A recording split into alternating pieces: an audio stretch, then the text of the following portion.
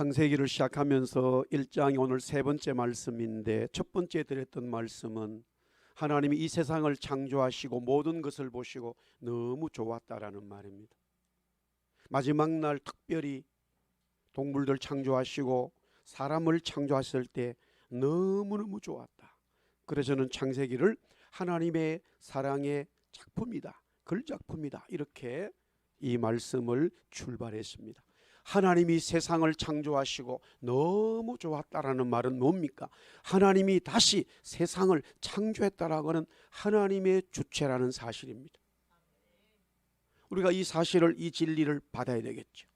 그러면서 하나님은 동물과 모든 것들을 창조하실 때에 종류대로, 각 종류대로 너무너무 신비하게 만드셨다라고 성경은 말씀하고 있습니다. 육식 동물 중에 기린이 심장이 제일 크다고 합니다. 60cm가 된대요, 심장이. 그럼 왜 그러는가? 여러분들이 이미 생각하셨겠지만 목이 길어서 키가 거의 5m 가까이 되기 때문에 거기까지 피를 올리려 그러면 강력한 힘의 심장이 필요하다라는 거죠. 그런데 당연히 심장이 강력하게 피를 올림과 동시에 또한 하나님이 이 혈압을 굉장히 높게 놨다는 거예요. 우리가 혈압이 높아지면 이제 약을 먹잖아요. 먹어야 되는데 이 혈압이, 기린의 혈압이 동물 중에 가장 높다는 거예요. 근데 문제는요, 기린이 물을 먹기 위해서 고개를 숙이면 이 피가 강력하게, 이게 고혈압이기 때문에 머리로 피가 올라가면 뭐가 일어날까요? 뇌출혈이 일어나게 돼 있대요. 뇌출혈로 쓰러져 죽게 돼 있답니다. 그러나 기린은 죽지 않고 잘 삽니다. 왜 그런가? 동물학자들은 보니까요, 자동으로 고개를, 긴 고개를 숙이면 목을, 이 올라가는 피를 딱 혈관을 막아버린다는 거예요. 자동 밸브가 딱 있다는 거예요. 예, 이것이 기린이 진화되어서 그렇게 된 겁니다, 여러분들. 그걸 누가 믿겠어요? 하나님이 창조하신 거죠. 할렐루야. 그러나 그 기린 속에는 하나님의 형상이 없어요. 그 동물 속에는 하나님의 모양이 없어요. 오늘 창세기 1장 26절에서 27절에 우리가 중요하게 보아야 할 것은, 하나님이 사람을 창조하셨을 때는 하나님의 형상, 하나님의 모양대로라는 중요한 말씀을 여기에 선언하고 있습니다. 우리의 형상을 따라 우리의 모양대로 우리가 사람을 만들자. 하나님이 자기 형상, 곧 하나님의 형상대로 사람을 창조하시되 남자와 여자를 창조하셨다. 하나님의 형상, 하나님의 모양. 여기에 하나님의 형상이 3번 나오고 모양은 한 번이라는 단어를 쓰고 있습니다만, 대체 하나님의 형상, 하나님의 모양이 무엇일까 궁금하지 않을 수 없습니다. 그러나 분명한 것은 하나님의 자기의 형상대로 우리 사람을 만들었다라고 하는 진리를 성경은 아주 강력하게 선포하고 있습니다. 이 진리는 세상의 종교와 철학에서, 지식에서 얻지 못합니다. 오직 하나님의 말씀만이, 하나님이 자기의 형상대로 우리들을, 사람을 창조하셨다라는 말씀이에요. 그렇다면 그 하나님의 형상의 먼저 의미가, 뜻이 무엇일까? 하나님의 형상, 하나님의 모양에 대한 의미는 3가지로 설명을 드릴 수 있습니다. 첫째는, 우리 한번 따라하겠습니다. 하나님의 형상은 하나님을 닮았다. 예, 하나님을 닮았다라는 말이에요.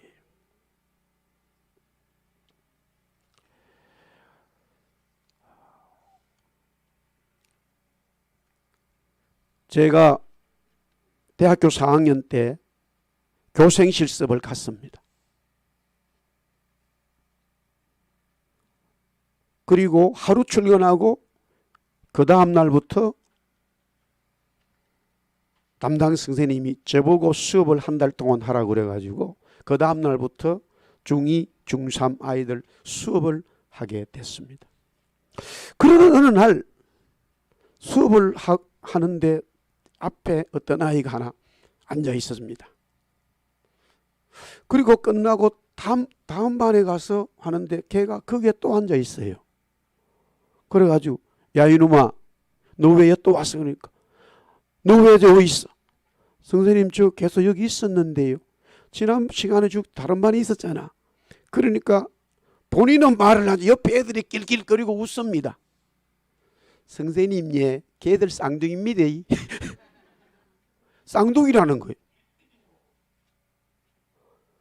똑같아가지고 저는 아무리 봐도 구별을 알 수가 없어요. 하나님의 형상이 뭔가? 하나님이 사람을 창조하실 때 자기의 형상이다. 이것은 닮았다라는 거예요. 하나님의 인격, 하나님의 속성, 하나님의 거룩한 것, 하나님의 모든 속성들이 사람에게 나타나 있단 말이에요. 사람은 하나님의 형상을 닮았다라는 말이에요. 할렐루야.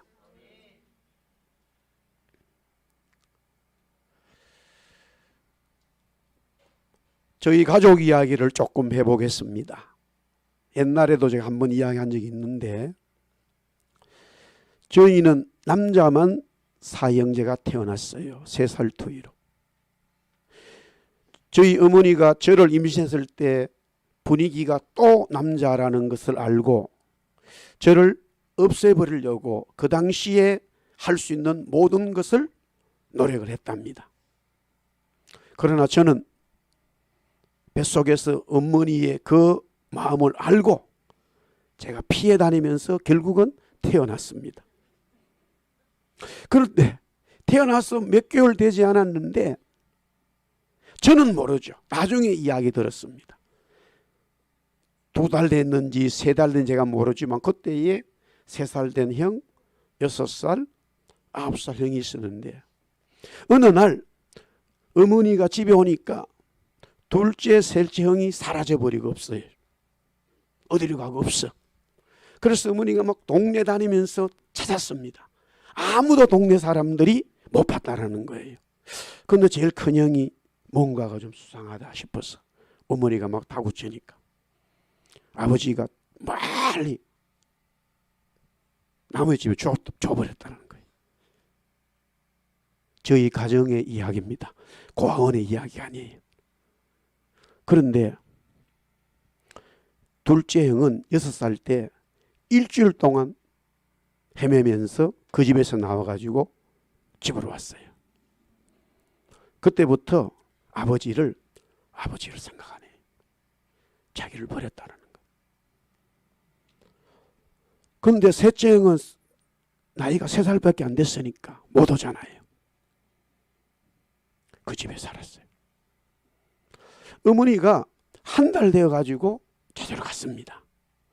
가보니까 그 집에는 아들이 없는 집안이라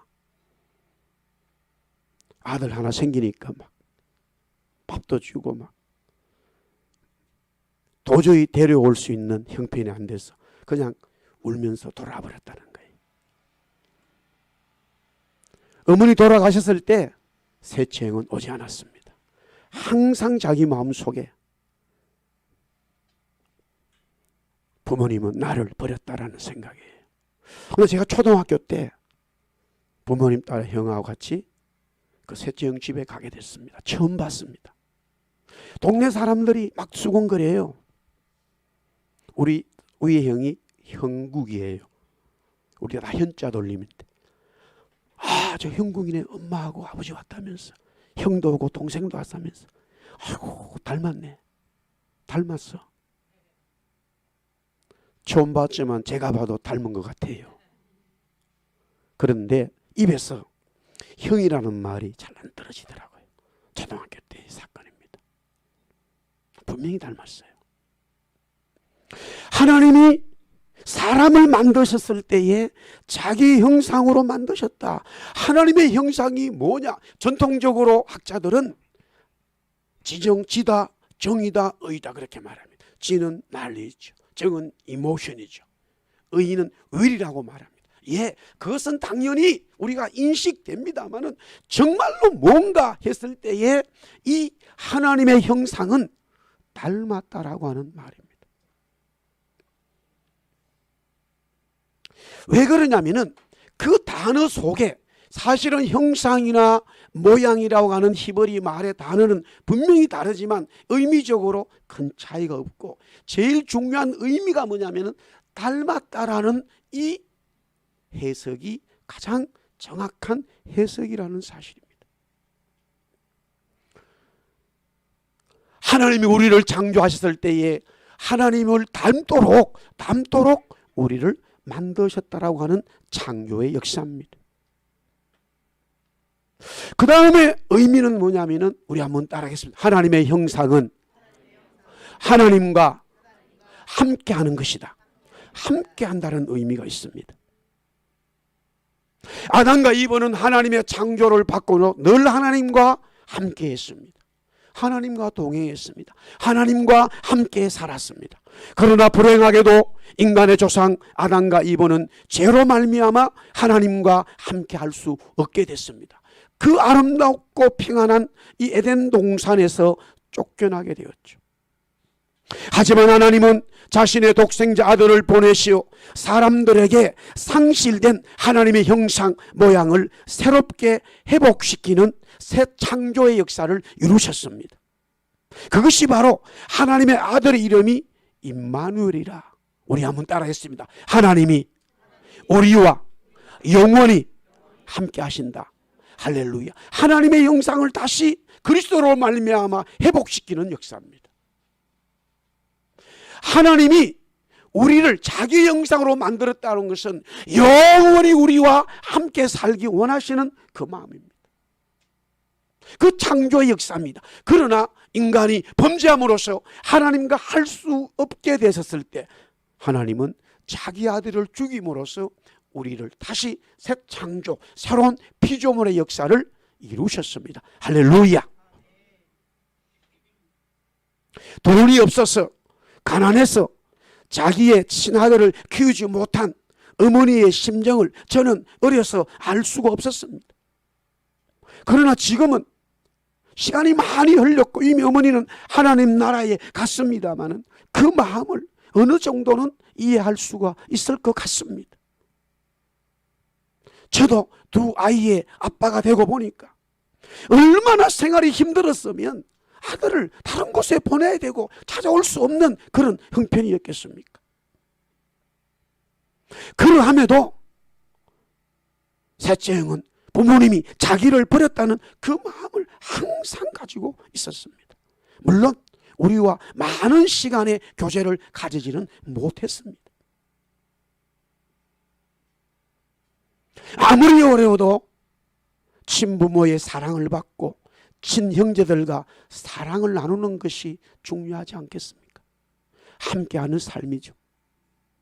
그러나 사람들은 종종 자기의 친자녀라도 정말로 불가항력적인 어떤 이유 때문에 자녀를 버릴 수가 있습니다. 그러나 우리 한번 따라하겠습니다. 하나님은 우리를 버리지 않으신다. 예. 하나님은 우리를 창조하셨을 때에 자기의 형상으로 만드셨다는 것은 영원히 하나님이 우리와 함께 하신다고 하는 이 진리의 말씀입니다. 아담과 이브가 하나님을 버렸지 하나님이 아담과 이브를 버리지 않았습니다. 이스라엘 백성들이 하나님을 버렸지 하나님이 이스라엘 백성들을 버리지 않으셨습니다. 베드로가 주님을 배반했지 주님이 베드로를 배반하지 않았습니다. 사랑하는 성도 여러분, 우리가 하나님을 배반하고 우리가 하나님을 떠나고 우리가 하나님을 버리지 하나님이 우리를 배반하시고 하나님이 우리를 떠난다는 것은 없습니다.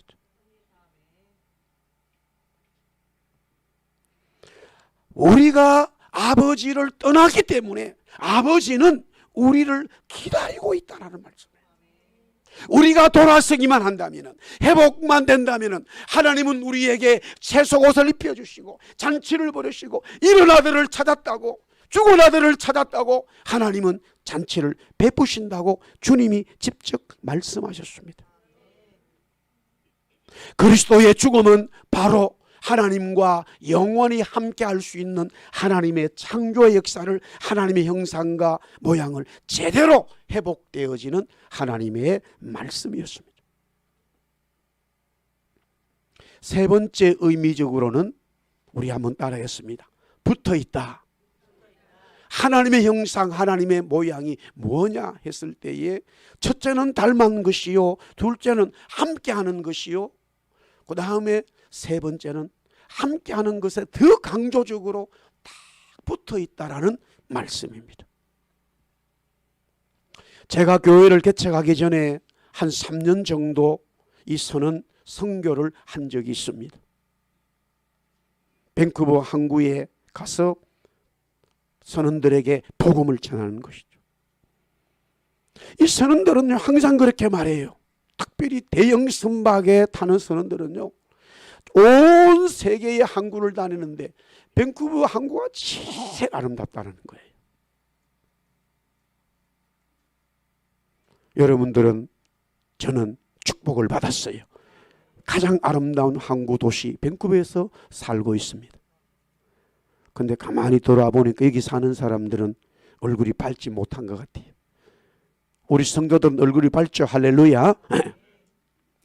근데 어느 날 이제 항구에 갔는데 설탕입니다. 원액 설탕이 220만 톤이 들어왔다는 거예요.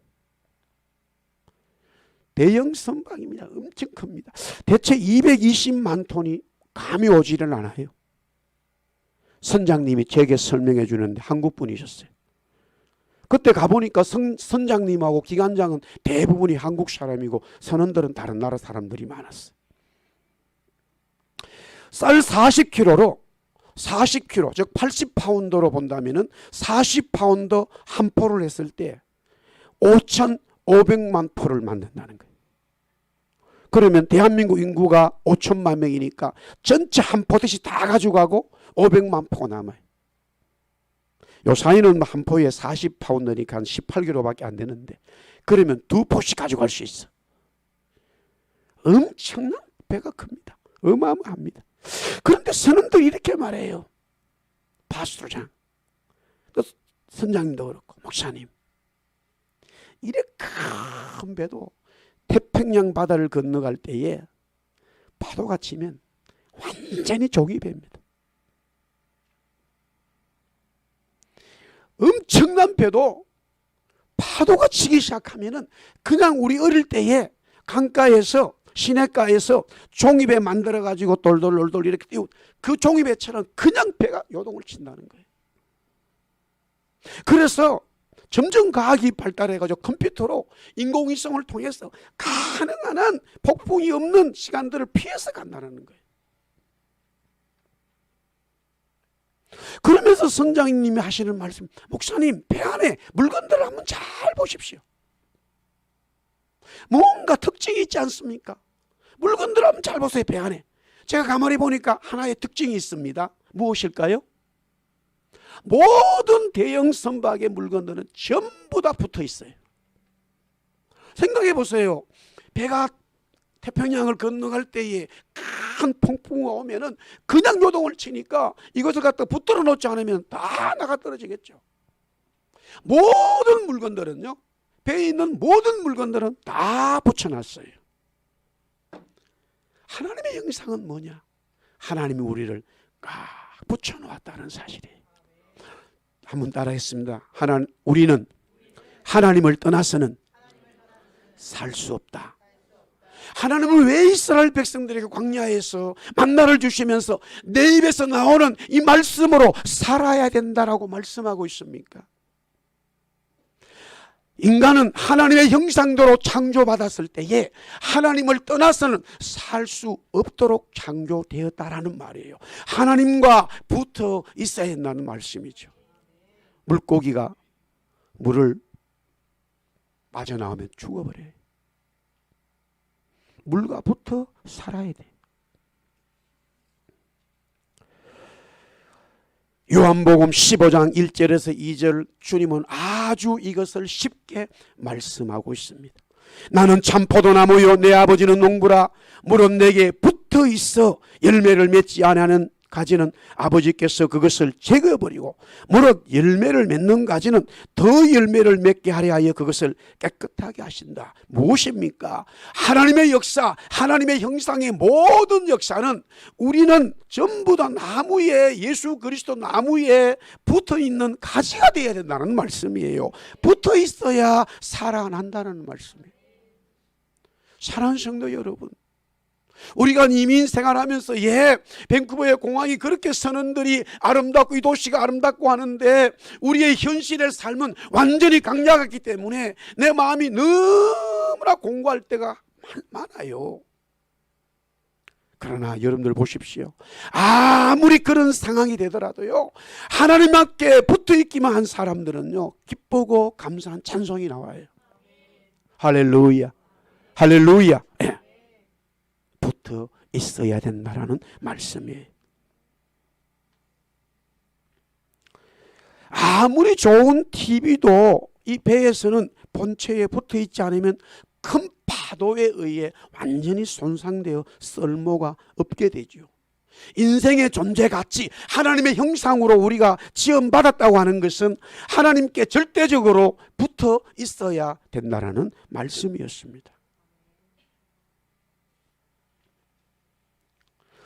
그때 제가 선언 선교할 때에 제 동기가 왔어요. 신학교 동기가. 나이도 같은데, 그런데 그 친구는 기도 제목이 달랐어요. 저는 여기서 어떻게 살아야 되나, 또 하나님이 무엇을 해야 되느냐, 그런 기도를 했는데, 이 친구의 기도 제목은 하나님, 제가 캐나다에 왔기 때문에 캐나다 시민권자를 하나 주세요. 이 기도였어요. 그래가지고 아들을 하나 얻었습니다. 둘째와는 10살이 차이가 나요. 그래서 제가 병원에 갔더니만은 제 친구 목사가 하는 말이, 장 목사도 여기서 아이 하나 낳아야 돼. 그러니까 왜?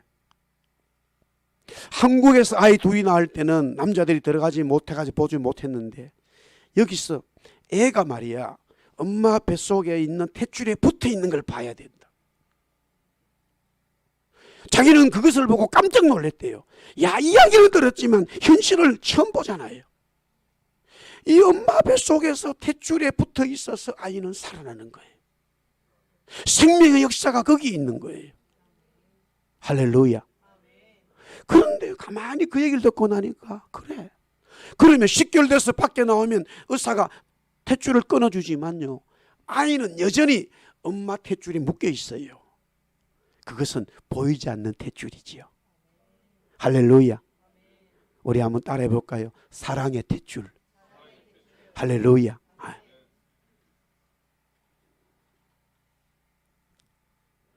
저는 지금 그런 신기한 현장을 지금 보고 살아가고 있습니다. 제 딸이 아들을 낳아가지고 저렇게 잘 키웠다고는 생각을 못했어요. 아이를 사랑의 탯줄로 꽉 묶어버리고 있더라고요. 하나님이 우리를 창조하셨을 때 자기의 형상이라고 하는 것은요, 하나님의 사랑의 탯줄로 우리를 꽉 묶어 놓은 거예요. 그런데 아이는 지 스스로 탯줄을 끊지 못합니다. 그러나 우리 인간은 그 탯줄을 끊을 수 있도록 자유의지를 주셨어요.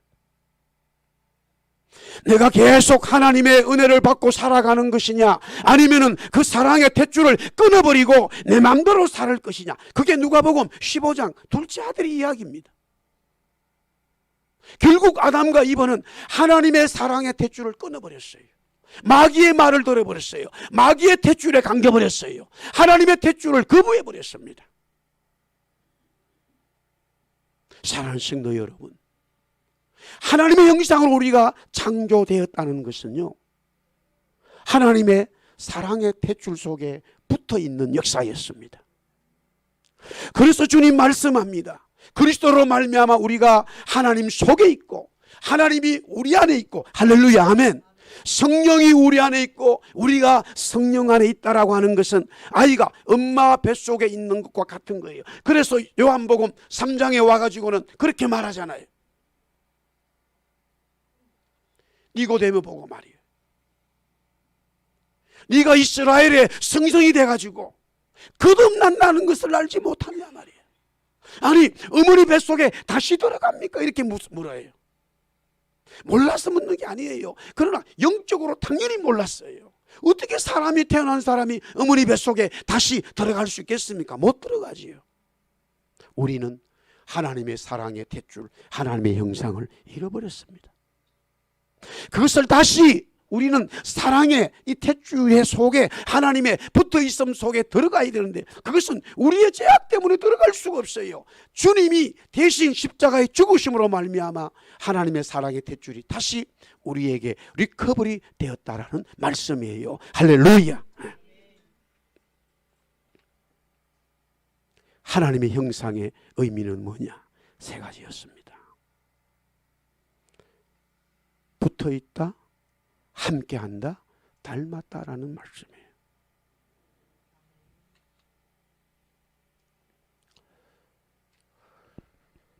그 두 번째로 하나님의 형상에 대한 말씀의 해석이 뭐냐? 성부, 성자, 성령 하나님이 동역하셨다라는 말이에요. 오늘 본문에 보니까 우리의 형상, 우리의 모양, 우리의 형상, 우리의 형상으로 라는 말이 계속 나오는데, 여기서 성부, 성자, 성령을 말씀하고 있습니다. 물론 하나님께서, 성부, 성자, 성령께서 이 세상을 창조하셨지만 특별히 사람을 창조하셨을 때는 우리의 형상, 우리의 모양이라는 말씀을 대단히 강조하고 있습니다. 바로 하나님, 세 분의 하나님이 우리 사람을 만들었을 때, 인간을 창조하셨을 때에 함께 하셨고 함께 역사하셨다는 말씀이에요. 그런데 이것을 성경은 아주 재미있게 표현하고 있습니다. 제가 이 1장을 보면서 그렇구나 하는 이 말씀을 깨닫게 되어졌습니다. 하나님이 사람을 만드셨다. 그리고 다시 자기의 형상을 따라서 남자와 여자를 창조했다라고 말하고 있어요. 먼저 여기서 사람은 아담이라는 말이에요. 여기서 아담이라고 하는 것은 모든 사람 자체를 아담이라고 부르는 거예요. 우리가 더 아담이 아니다 이 말이에요. 그냥 아담은 사람을 말하는 거예요. 하나님이 저와 여러분을 다 만드셨을 때 사람으로 만드셨어요. 할렐루야, 아멘. 그러면 그것은 아담이라는 말이에요. 그런데 그 뒤에 남자와 여자를 만들었다. 1장의 창조 역사를 아무리 봐도요, 동물들을 창조하실 때 하나님이 수컷과 암컷을 만들었다는 표현이 없어요. 물론 생육하고 번성하기 위해서는요, 당연히 하나님은 동물을, 모든 짐승을, 수컷과 암컷을 만들음으로써 생육하도록 창조하셨지만, 그 생육하고 번성하라고 하는 말은 우리 인간에게도 동일하게 적용이 되어집니다. 그러나 하나님이 자기 형상이라는 말씀을 썼을 때 남자와 여자를 창조했다라고 하는 이것을 아주 중요하게 다루고 있는 것은, 하나님, 성부, 성자, 성령 하나님이 함께 인격이 같으시고 하나님의 창조 역사하신 것처럼 하나님이 사람을 만들었을 때, 특별히 남자와 여자를 창조하셨을 때에 남자와 여자는 하나라는 사실이에요. 그래서 이제 2장에 나옵니다마는 부모를 떠난다, 둘이 한 몸이 된다. 그러나 에베소서 와서 5장에 바울은 뭐라고 얘기하냐면은, 나는 이 말씀을 그리스도와 교회에 대해서 말하고 있다라고 하는 거예요. 무슨 말입니까? 하나님이 우리를 창조하셨을 때에 하나님의 형상, 자기의 모양대로 창조했다라고 하는 그리스도와 신부가 되도록, 그리스도와 성도가 되는 입장에서 남자와 여자라는 말을 쓰면서, 남자는 바로 그리스도요, 여자는 교회, 성도를 의미하는 영적인 의미를 부과했다라는 말씀이에요. 할렐루야.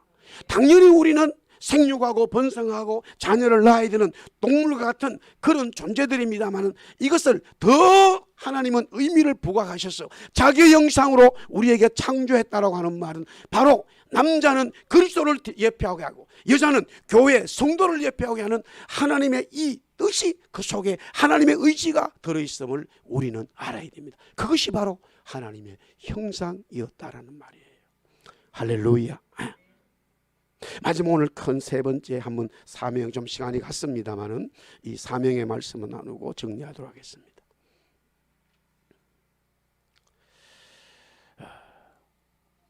하나님의 형상이 뭔가? 첫째는 의미가 있고 그 다음에 성부, 성자, 성령 하나님이 함께 하셨다는 그것이 남자와 여자에게 동등하게 적용됐다라는 말이죠. 그러면서 하나님의 형상은 바로 하나님의 사명의 복이 있음을 말합니다. 우리 한번 따라합시다. 하나님의 사명의 복. 제가 여기서 사명의 복이라고 하는 것은 브레싱인데 또한 그것이 미션이라는 말이죠. 모든 동물들을 창조하셨을 때 이미 말씀을 드렸습니다마는 생육하고 번성하여 충만하라고 그렇게 말합니다. 당연히 하나님을 사람, 남자와 여자를 창조하시고도 동일한 말씀을 주셨는데 가만히 보니까 세 가지가 다르다 이거예요. 세 가지가 다른 게 있어요. 특별한 세 가지가 달라요. 오늘 본문에 보니까 하나님의 형상으로 지은 인간의 사람에게만 우리 한번 따라하겠습니다. 땅을 정복하라. 예, 땅을 정복하라는 말씀을 주셨어요. 한국의 지리산에 곰을 풀어놨어요. 정부가 관리하죠. 곰의 개체수가 많아지니까 지리산에 있던 곰이 막 남쪽으로, 북쪽으로, 동쪽으로 막 옮겨가기 시작합니다. 개체수가 많아지니까 곰들이 땅을 정복하고 있어요. 그러나 그것은 정복하는 게 아니에요. 하나님이 하나님의 형상인 인간에게만 창조하셨을 때에 유일하게 땅을 정복하라고 말씀하신 것은 내 의지대로 하나님의 형상대로 하나님의 뜻대로 땅을 관리하라고 하는 말씀이에요. 땅을 하나님께 영광을 돌리도록 관리하라는 말씀이에요. 그것은 유일하게 우리 인간에게만 주어졌습니다. 또한 두 번째는 뭐냐면 모든 생물을 다스리는 사명이 있습니다. 하나님께서 바다의 물고기, 하늘의 새, 땅의 짐승과 가축들을 사람이 다스리도록 사명을 주셨습니다. 하나님이 사람에게, 즉 하나님의 형상으로 지음받은 사람에게만 주신 하나님의 복이요 사명이었습니다. 여러분들 걱정하지 마십시오. 호랑이가, 사자가 우리를 다스릴 일이 없습니다. 곰이 우리를 다스릴 일이 없습니다. 영화에는 그런 걸 많이 만들어요.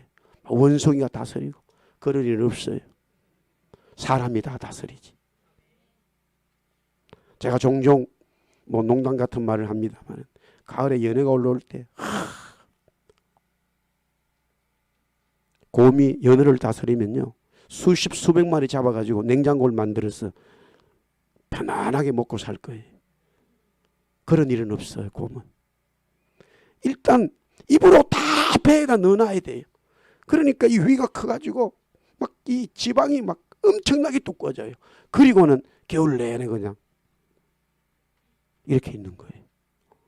사람은 그러면 병들어 죽어요. 바로 하나님이 온 세상을 다스리라고 사람에게 주신 하나님의 형상 때문이죠. 마지막 하나 사명이 복인데요. 씨 맺는 채소와 씨 가진 나무 열매를 다 먹을 수 있다. 아주 강조해서 주님이 두 번이나 말씀하고 있어요. 여러분들 또 생각해 보세요. 동물들도 다 먹습니다. 동물도 다 풀 먹고 뜯어 먹고 열매 먹어요. 그런데 우리 사람에게만 아주 그것을 강조해서 말씀하는 이유가 무엇입니까? 이사야 65장 25절에 그 답이 있어요. 이리와 어린 양이 함께 먹을 것이며 사자가 소처럼 짚을 풀입니다. 풀을 먹을 것이며 뱀은 흙을 양식으로 삼을 것이니 나의 성산에서는 해함도 없겠고 상함도 없으리라 여호와께서 말씀하시니라. 가만히 이 말씀을 묵상하니까 뭐냐, 하나님의 형상을 지음받은 인간에게 이 세상을 다스리면서요, 이 세상을 다스리는 관리의 역할을 주시면서 이 세상이 평화롭게 되어야 된다는 거예요. 인간만이 그것을 주장할 수 있어요. 하나님이 우리에게만이 이 하나님의 평화를 주관하도록 그 권리를, 어토리티를 주셨다라는 말이에요. 그러나 인간이 타락하니까 어떤 일이 벌어졌습니까? 이 약육강식입니다. 이 첫 번째 결과가 결국에는 홍수라고 하는 심판으로 나타났고, 홍수 심판으로 인하여 이 세상의 모든 자연은 완전히 폐가 되어버린 거예요. 사실은 이것 때문에요. 이것 때문에 1차적으로 진화론자들과 창조론자들이 많은 논란이 있고요. 두 번째는 하나님을 믿는다고 하는 창조론자 중에도 정말 홍수 사건에 대해서 굉장히 영적으로 해석이 되는 분들은 절대적으로 이 사건을 받아들이는데, 그렇지 않은 사람들과 논쟁이 많이 생겨요, 여러분들. 미국에 그 뭡니까? 그런데 캐년을 가보세요. 청이 있어요. 그러나 이 지질학자들은 이 청을 보고 막 30만 년, 40만 년 막 이렇게 설명해 나가는데, 하나님을 믿는 이 창조론을, 홍수 사건을 절대적으로 믿는 이 신앙인들은요, 아주 간단하게 답을 풀어버려요. 엄청난 물이 하늘의 샘이 터져버리고, 하늘의 물띠가 터져버리고, 땅의 모든 바다의 모든 샘들이 터져서 이 지구 완전히 물속에 잠겼을 때에 그 물이 빠져나가면서요, 상상할 수 없는 지질의 변화가 생겼다는 거예요. 그것을 이미 창조, 진짜 하나님을 믿는 그 눈에 보여서 너무나 빠른 속도로 빠져나가고 엄청나게 빠져나가기 때문에 큰 콜로라도 강이 생기고, 거기에 청이 아주 순간적으로 생겨버렸다는 거예요. 수십만 년, 수백만 년 흘러서 지구가 그렇게 지질로 변한 게 아니라는 거예요. 그러면 왜 하나님은 하나님의 형상을 지음받은 우리들에게 씨 맺는 가위를 먹어, 채소를 먹어, 이 동물도 다 먹는 거예요. 그러나 우리에게 강조해서 말씀하신 것은, 너희가 내 형상을 받았기 때문에 이 세상에, 이 지구의 모든 에덴 동산의 평화를 너가 주장하고 이끌어가는 거예요. 너가 타락하면 모든 세상은 타락이야. 이것을 말씀하고 있는 거예요. 우리가 구원받으면 모든 것이 회복되는 거예요. 할렐루야. 이게 하나님의 형상의 말씀이다라는 거죠. 사랑하는 성도 여러분, 하나님의 형상으로 우리는 지음받았습니다. 하나님을 닮았어요. 하나님과 함께 하는 거예요. 하나님과 영혼이 붙어 있는 거죠. 할렐루야. 거기에 성부성과 성령 하나님의 역사가 나와 내 속에 있기 때문에, 나와 안에, 그뿐만 아니라 모든 사람들이 다 동등한 하나님의 걸작품들이죠. 그러면서 우리를 통해서 이 세상은 점령되길 바라고, 관리되기를 바라고, 복음의 역사가 나타나길 바라죠. 그래서 신약에는 예수님이 온 땅과 열방을 향하여 주의 복음을 전하라고 하는 이 사명을 우리에게 주셨습니다. 할렐루야. 이 사명의 역사가 저와 여러분의, 우리 교회 위에, 여러분의 가정 위에 충만하기를 살아계신 예수 그리스도 이름으로 축원합니다. 주님 감사합니다. 하나님의 형상으로 우리가 지음받았습니다. 하나님의 형상, 성부, 성자, 성령의 인격으로 우리 사람이 창조되었습니다. 하나님, 이 진리, 이 어마어마한 진리 깨닫고, 하나님, 우리의 영적인 자아가 살아나고 새로운 피조물의 역사를 경험함으로 하나님의 형상을 회복하는 우리 성도들 다 되게 하여 주옵소서. 또 한 주간의 삶을 시작합니다. 주님, 나는 하나님의 형상으로 새로운 그리스도로 말미암아 창조되었다라고 하는 구원의 감격으로 살아가며 하나님 앞에 영광 돌리는 주의 성도들 다 되게 하여 주옵소서. 예수님 이름으로 기도드리옵나이다. 아멘.